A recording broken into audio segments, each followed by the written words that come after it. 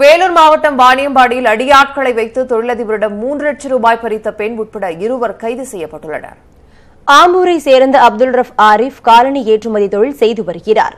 உடல்நலம் குன்றிய தனது தாயாரை பார்த்துக் கொள்ள செவிலியர் வேண்டும் என்று அவர் தமது நண்பர்களிடம் சொல்லி வைத்துள்ளார்.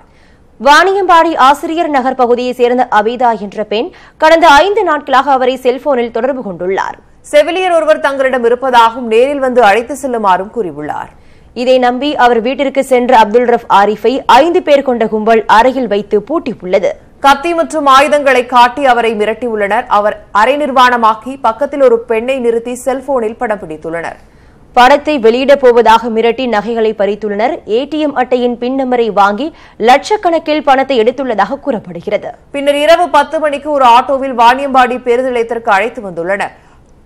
அப்போது அப்துல் ரஃப் ஆரிஃப் சத்தமிடவே தப்பியோட முயன்ற ஆட்டோ ஓட்டுநரை பொதுமக்கள் பிடித்து காவல் நிலையத்தில் ஒப்படைத்தனர். இதுகுறித்த புகாரை தொடர்ந்து பெண் உட்பட 2 கைது செய்த போலீசார் தலைமறைவான நபர்களை வலைவீசி தேடி வருகின்றனர்.